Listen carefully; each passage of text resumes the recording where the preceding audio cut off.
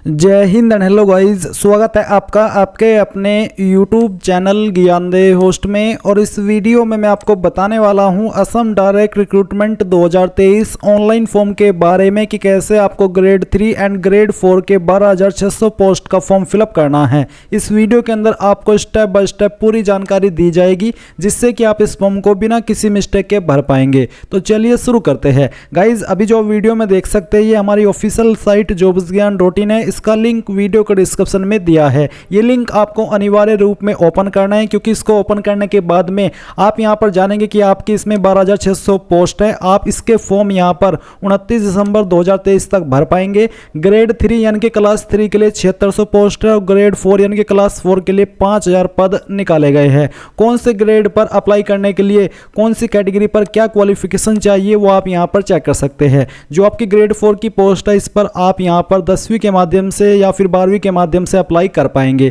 As आपकी 18 से 40 साल के बीच रखी गई है। सिलेक्शन आपका यहां पर कैसे होगा उसकी जानकारी आपको दी गई है। एंड इसमें अगर आपका सवाल है कि क्या इसमें अन्य स्टेट के कैंडिडेट अप्लाई कर पाएंगे तो जान लीजिए आपका परमानेंट रेसिडेंट होना जरूरी है असम का, तभी आप इसमें एलिजिबल होंगे अप्लाई करने के लिए। दूसरा जो असम की लैंग्वेज है वो आपको यहां पर अच्छे से बोलनी पढ़नी और लिखनी आनी चाहिए। एंड इसके बाद में आप जानेंगे कि इसमें अप्लाई करने के लिए कोई फीस नहीं है। और मैंने इस वीडियो के अंदर इसके बारे में डिटेल्ड में जानकारी दी है कि कौन सी कैटेगरी पर एग्जैक्टली क्या क्वालिफिकेशन चाहिए। तो अगर आप और भी डिटेल में एलिजिबिलिटी के बारे में जानना चाहते हैं या फिर सिलेबस के बारे में जानना चाहते हैं तो ये वीडियो आप वॉच कर लीजिएगा। वॉच करने के बाद में अगर आप इसमें एलिजिबल है और इंटरेस्टेड है फॉर्म को फिल करने के लिए तो आप गाइज यहाँ पर सिलेक्ट कीजिए कि आपको क्लास 3 पर अप्लाई करना है या फिर क्लास 4 पर। जिस पर भी अप्लाई करना है वही लिंक आप ओपन कर लेंगे। दोनों के लिए अलग अलग लिंक दिए हैं।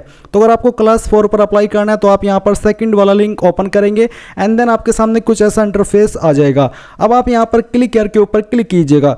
दोनों पर अप्लाई करने का तरीका सेम है, कोई भी अलग इंटरफेस नहीं आएगा, बट लिंक दोनों के अलग अलग है। अब जैसे कि आपके सामने यहाँ पर कुछ ऐसा इंटरफेस आ चुका है तो अभी आपको क्या करना है, आप यहाँ पर देखेंगे एप्लीकेशन फॉर्म, आपको इसके ऊपर क्लिक करना है। एप्लीकेशन फॉर्म पर क्लिक करने के बाद इंस्ट्रक्शंस दिए गए हैं, आप इनको चेक करते हुए रीड करते हुए नेक्स्ट के ऊपर क्लिक करेंगे।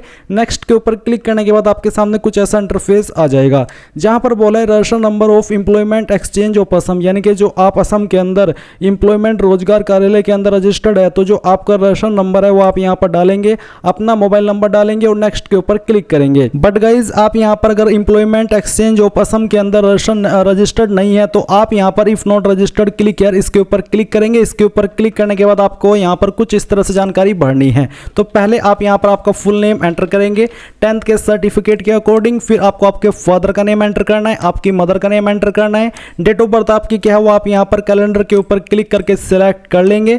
एंड देन फिर यहां पर आपको आपकी ईमेल आईडी एंटर करनी है। फिर आता है registered number of employment exchange of Assam, यानी कि जो आपका एम्प्लॉयमेंट रजिस्टर्ड नंबर है वो आप यहां पर डालिए, आपका मोबाइल नंबर एंटर कीजिए, सेंड ओटीपी के ऊपर क्लिक कीजिए। नंबर के ऊपर एक जो ओटीपी आएगा वो आप यहां पर ओटीपी वाले सेक्शन में डालेंगे, वेरीफाई ओटीपी करेंगे एंड देन सबमिट पर क्लिक करेंगे। अब गाइज यहां पर आपके सामने कुछ ऐसा इंटरफेस आएगा जहां पर आप देखेंगे कि जो आपका रजिस्ट्रेशन है वो यहां पर हो चुका है। अभी आप यहां पर क्या करेंगे, आपको यहां पर नीचे state level recruitment commission for class 3, state level recruitment commission for class 4। तो बेसिकली अभी आप यहां पर क्लास 4 पर अप्लाई कर रहे हैं तो आपको यहां पर इस वाले सेक्शन पर क्लिक करना है। तो आप यहां पर जैसे ही क्लिक करेंगे फिर से आपके सामने ये वाला इंटरफेस आएगा। अब आपको फिर से एप्लीकेशन फॉर्म पर क्लिक करना है, यहां पर नेक्स्ट करना है और जो अभी आपने रजिस्ट्रेशन किया है और उसके बाद में जो आपको रजिस्ट्रेशन नंबर मिला है वो आप यहां पर डालिए। बेसिकली आपको यहां पर आपका जो एम्प्लॉयमेंट एक्सचेंज ऑफ असम है रजिस्ट्रेशन नंबर है वो यहां पर डालना है और जो नंबर आपने अभी रजिस्टर किया वो आप डालिए रजिस्टर्ड मोबाइल नंबर के अंदर एंड नेक्स्ट कर दीजिए। अब गाइज यहां पर आप देखेंगे कि आपके सामने कुछ ऐसी जानकारी आ चुकी है जहां पर कुछ सवाल आपसे पूछे, जैसे कि for the post where minimum qualification is HSLC यानी कि क्लास 10 और इक्विवेलेंट एग्जामिनेशन पास्ट। तो यहां पर आप कौन सी पोस्ट के लिए अप्लाई कर रहे हैं बेसिकली उसके बारे में सवाल है। अगर आप यहां पर 10वीं लेवल की जो पोस्ट है उस पर अप्लाई करना चाहते हैं तो आप यहां पर यस कीजिए। इसके बाद में for the post where minimum qualification जहां पर क्लास 10 है और साथ में ITI भी मांगी है, क्या आप उस पोस्ट पर भी अप्लाई करना चाहेंगे उस डिपार्टमेंट के लिए? अगर हाँ तो यस, अगर आपके पास 10वीं ITI है तो आप इसमें यस करेंगे, नहीं तो आपको नो करना है। फिर आता है for the post where minimum qualification is read up to class 8, यानी कि क्या आप उन पोस्ट पर भी अप्लाई करना चाहेंगे जिन पर 8वीं पास तक की योग्यता मांगी है? अगर हाँ तो आप यस कर दीजिएगा, अगर नहीं तो आप नो करेंगे। आर यू ग्रेजुएट, क्या आप एक ग्रेजुएट है? अगर हाँ तो यस कीजिए। ग्रेजुएशन डिग्री नॉट एलिजिबल, यानी कि जो ग्रेजुएशन डिग्री वाले कैंडिडेट है वो यहाँ पर इस पर अप्लाई नहीं कर पाएंगे, तो आप यहाँ पर नो कीजिए। नो करने के बाद में यहाँ पर पर्सनल इन्फॉर्मेशन दी गई है और कुछ जानकारी अभी आपको यहाँ पर भरनी है, जैसे कि यहाँ पर name of spouse of the applicant, यानी कि अगर आपकी शादी हो चुकी है तो आपको पति पत्नी का नाम यहाँ पर देना है। इसके बाद जो जेंडर है आपका वो आप सिलेक्ट कर लेंगे। कास्ट कैटेगरी आपकी कौन सी है वो आपको यहाँ पर सिलेक्ट कर लेनी है। किसी भी कैटेगरी कैंडिडेट के लिए कोई फीस यहाँ पर मेंशन नहीं की गई है। इसके बाद में यहाँ पर आता है आर यू दिव्यांग पर्सन विद डिसेबिलिटी, यानी कि क्या दिव्यांग है, अगर हाँ तो यस, नहीं तो आप नो करेंगे। अगर आप एक्स सर्विसमैन है तो आपको यहाँ पर यस करना है, नहीं तो आप इसमें भी नो कर देंगे। रिलीजन आपका क्या है वो आपको सिलेक्ट कर लेना है। परमानेंट एड्रेस इन्फॉर्मेशन, तो जो आपका परमानेंट एड्रेस है वो आप यहाँ पर एड्रेस लाइन 1, 2 और 3 के अंदर थोड़ा थोड़ा आपके एड्रेस का पार्ट लिख देंगे। सिटी विलेज आपकी जो भी है वो आप यहाँ पर लिखेंगे। पुलिस स्टेशन आपका नज़दीकी कौन सा है वो आपको यहाँ पर एंटर करना है। ये एंटर करने के बाद में आपका जो पिन कोड है वो आप यहाँ पर डालेंगे। डिस्ट्रिक्ट आपकी जो है वो भी डिस्ट्रिक्ट आपको यहाँ पर सिलेक्ट कर लेनी है। फिर नीचे आता है present address note same with permanent address, यानी कि अगर आपका प्रेजेंट और परमानेंट एड्रेस एक नहीं है तो आप इसके ऊपर टिक करके अलग से अपना परमानेंट एड्रेस भर देंगे। माफ़ी चाहता हूँ, अपना प्रेजेंट एड्रेस भर देंगे। बट अगर आपका प्रेजेंट और परमानेंट एड्रेस एक ही है तो आप इसको अनटिक कर देंगे। फिर गाइज आपको आपका आधार कार्ड नंबर यहाँ पर एंटर करना है। एंड देन आता है preference of district of appearing in the written test written examination, basically आप कौन से सिटी को प्रेफरेंस देना चाहते हैं एग्जाम के लिए। तो पहली प्रेफरेंस आप किसको दे रहे हैं वो आपको सिलेक्ट करना है। सेकंड किसको दे रहे हैं, थर्ड किसको दे रहे हैं वो आपको यहाँ पर सिलेक्ट कर लेना है। फिर आप नीचे आएंगे तो आप यहाँ पर देखेंगे क्वालिफिकेशन डिटेल्स, तो यहाँ पर गाइज आपको एक एक करके अपनी जानकारी देनी है। जैसे कि यहाँ पर आपके सामने रीड अप टू क्लास 8, तो यहाँ पर 8वीं की जानकारी आपसे मांगी गई है। तो यहाँ पर है stream, certificate number and date issued by the institute, तो आपको यहाँ पर आपका सर्टिफिकेट है जो आपका मार्कशीट नंबर है वो आपको एंटर करना है। जो भी है वो आप यहाँ पर लिख दीजिएगा। कितने नंबर आपको आए हैं वो नंबर आप यहाँ पर एंटर कीजिएगा। इसके बाद में कितने में से है वो आप यहाँ पर टोटल मार्क्स के अंदर एंटर करेंगे। एंड देन जो आपका ईयर ऑफ पासिंग है वो आपको यहाँ पर एंटर करना है। ये एंटर करने के बाद में आप यहाँ पर देखेंगे रोल नंबर, तो जो आपका रोल नंबर है वो आपको यहाँ पर एंटर करना है।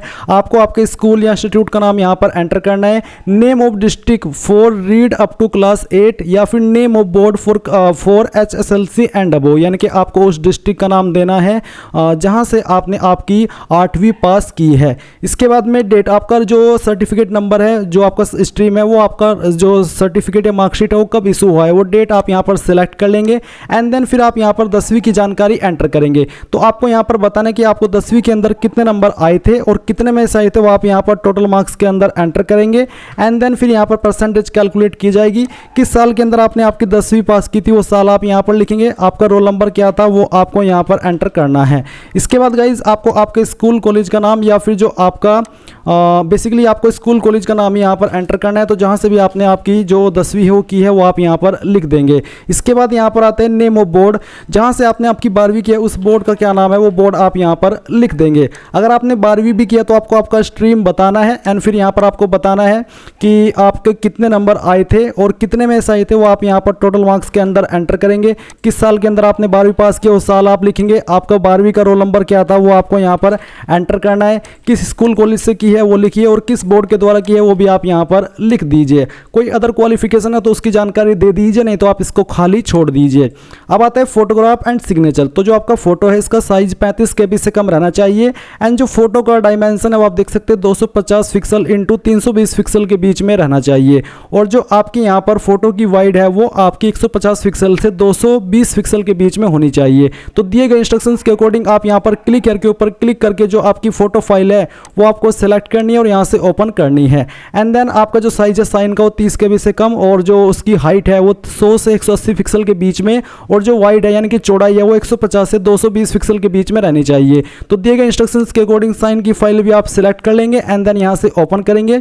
फिर आपको यहाँ पर एक पासवर्ड बनाना है, उस पासवर्ड को दोबारा डाल करके वेरीफाई करना है। इन दोनों के ऊपर टिक करना है और फिर आपको प्रीव्यू टू वेरीफाई इसके ऊपर क्लिक करना है। अब गाइज आपने जो भी जानकारी भरी है वो सभी आपके सामने प्रीव्यू के रूप ग्रुप में है। तो अगर आपको लगता है कि कहीं पर कोई जानकारी गलत हो गई है तो आप इसको चेक करने के बाद में ओके कीजिए और बैक के ऊपर क्लिक करके उसको सही कर लीजिए, नहीं तो आप यहां पर ओके करने के बाद में सबमिट के ऊपर क्लिक कर दीजिए। नाउ गाइज आप यहां पर देखेंगे रजिस्ट्रेशन एक्नॉलेजमेंट, आपको आपका एप्लीकेशन नंबर मिल चुका है, ये आपको नोट कर लेना है और बाकी की जानकारी जो यहां पर दी गई है ये भी आपको नोट कर लेनी है या फिर स्क्रीनशॉट ले लीजिए ताकि आपके पास ये जानकारी सेव हो जाए। और इसके बाद आप क्लिक टू लॉगिन इसके ऊपर क्लिक कीजिए। नाउ गाइज यहां पर आप होम पेज पर आ जाएंगे और फिर आपको यहां पर एप्लीकेशन फॉर्म के सामने लॉगिन के ऊपर क्लिक करना है। इसके ऊपर क्लिक करने के बाद में जो आपको अभी एप्लीकेशन नंबर मिला है वो आपको एंटर करना है। तो यहां पर आप अपना एप्लीकेशन नंबर एंटर करने के बाद में जो पासवर्ड अभी आपने बनाया वो यहां पर डालिए और लॉगिन कर लीजिए। लॉगिन करने के बाद में आप यहां पर देखेंगे कि आपके सामने कुछ ऐसा इंटरफेस है। बेसिकली आप यहां पर देख सकते हैं कि आपका फॉर्म यहां पर सबमिट हो चुका है।